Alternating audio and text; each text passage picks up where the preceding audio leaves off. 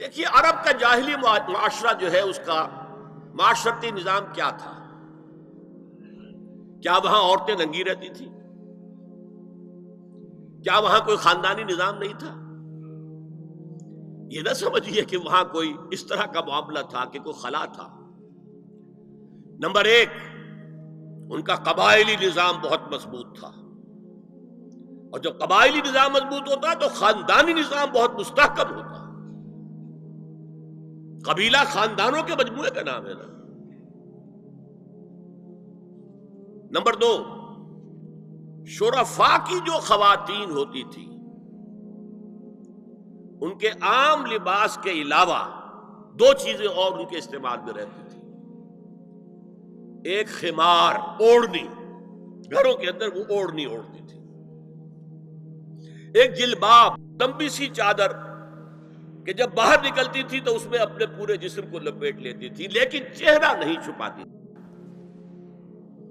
یہ جلباب کا لفظ قرآن میں آیا، خمار کا خمر ہننا، جلابیب ہننا، یہ الفاظ انہیں معلوم تھے نا، ان کے زیر استعمال تھے نا، ورنہ کوئی نیا لفظ کہاں سے آ جاتا؟ تو جلباب اور خمار ان کے لباس کا حصہ تھا، گھر میں اوڑھنی، اور باہر نکلے تو ایک بڑی چادر میں اپنے آپ کو لپیٹ لے، لیکن چہرہ نہیں چھپانا، سر کے اوپر بھی ضروری نہیں ہے کہ کچھ ہے ہو۔ البتہ نہ گھر کے اندر کوئی مخلوط اجتماعات کی کوئی پابندی تھی، مرد ہیں عورتیں ساتھ ہیں، بیٹھے باتیں ہو رہی ہیں، خوش گپیاں ہو رہی ہیں، کھانا کھا رہے ہیں ساتھ مل کر، جیسے آج ویسٹ میں ہے۔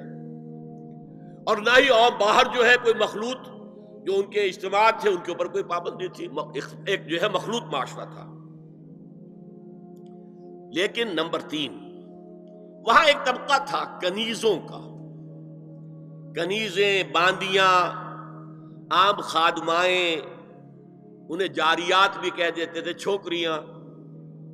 ان کا جو ہے معاملہ یہ تھا کہ ان کے لیے نہ کوئی جلباب تھی، نہ کوئی خمار تھا، یہ ننگے سر، ننگے منہ، چہرہ کھلا ہوا آتی تھی۔ لباس کے بھی کوئی بہت زیادہ ان کے کوڈ نہیں تھے، بے پردگی، عریانی، بے حیائی اور بے شرمی، یہ سب ان میں تھا۔ یہاں تک کہ ان کے آقا ان سے پروسٹیٹیوشن بھی کرواتے تھے، جس کو کہ روکا ہے قرآن نے آ کر سورہ نور کے اندر۔ ذریعہ بناتے تھے آمدنی کا، میری کنیز ہے، کوئی اسے استعمال کرے، پیسے دے، کمائی ہے نا اس کی، میرے پاس آئے گی، میری کنیز۔ تو یہ پروسٹیٹیوشن، قحبہ گری جو ہے، یہ بھی ان کے اندر عام تھی۔ تو یہ دو طبقے ہو گئے، شرفاء کی خواتین اور یہ عام چھوکریاں، خادمائیں، باندیاں، کنیزیں، جاریات۔ اور ان سے چھیڑ چھاڑ کرنے کا لوگوں کو حق تھا۔ وہ بازار میں نکلی ہے تو وہ چھیڑے گا، کیونکہ وہ تو ان کا معاملہ یہ ہے۔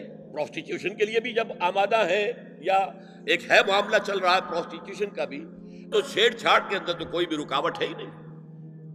اس پس منظر میں دیکھیے اسلام نے جو معاشرتی چینجز کی ہیں، جو معاشرتی اصلاحات کی ہیں، ان کے ہدف کیا ہے؟ پہلا ہدف مضبوط خاندانی نظام۔ یہ خاندانی نظام شروع ہوتا ہے ایک مرد اور ایک عورت کے درمیان ازدواج سے، اور وہاں نکاح ہوتا تھا۔ ان دونوں کے درمیان جتنی محبت ہوگی، جتنا قرب ہوگا، جتنا باہمی اعتماد ہوگا، اتنا ہی خاندان مضبوط ہوگا۔ اس لیے کہ یہ فرسٹ ڈائمنشن ہے خاندان کی، شوہر اور بیوی۔ اب شوہر اور بیوی کو اللہ نے اولاد دے دی، second dimension has been added now. استحکام خاندان کے لیے ضروری ہے کہ اولاد والدین کا ادب کرے، ان کی خدمت کرے ان کے بڑھاپے میں۔ یہ کہنے کی ضرورت نہیں تھی کہ اولاد سے محبت کرو، اولاد کی محبت تو دل میں ہے ہی ہے، اور اس کے لیے تو یہ کہنا پڑتا زیادہ محبت نہ کرو، زیادہ لاڈ پیار کرو گے بگڑ جائیں گے، ان کے محبت کی وجہ سے حرام میں منہ نہ مارو، انہیں اچھا کھلانا، اچھا پہنانا، یہ روکا گیا ہے۔ کہیں نہیں کہا گیا اپنی اولاد سے محبت کرو، وہ تو ہے، کریں گے، ہاں، لیکن بوڑھے والدین قرآن میں 5 جگہ اللہ کے حق کے فوراً بعد والدین کا حق ہے.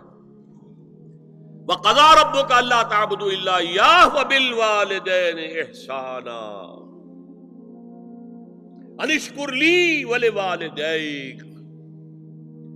دیکھیے سورہ لقمان میں أَنِ اشْكُرْ لِي، شکر کرو میرا، میں خالق ہوں تمہارا، رب ہوں تمہارا، وَلِوَالِدَيْكَ، اور اپنے والدین کا، کیونکہ وہ ذریعہ بنے ہیں تمہارے اس دنیا میں آنے کے. اور تم جب چھوٹے سے تھے انہوں نے ہی پالا پوسا ہے، اپنا پیٹ کاٹ کر تمہیں کھلایا ہے، اپنی رات کی نیندیں حرام کر کے تمہیں پالا ہے. لہذا وَقَضَىٰ رَبُّكَ أَلَّا تَعْبُدُوا إِلَّا إِيَّاهُ وَبِالْوَالِدَيْنِ إِحْسَانًا. اور تیسری ڈائمنشن بہن بھائیوں میں رشتہ، اولو الارحام، صلہ رحمی کرو، اخوت. یہ 3 ڈائمنشن ہوئے نا. ہمارا سپیس کا تصور کیا ہے؟ 3 ڈائمنشنل سپیس، چوڑائی، لمبائی اور اونچائی یا گہرائی. تو یہ 3 ڈائمنشنز ہیں خاندان کے ادارے کی.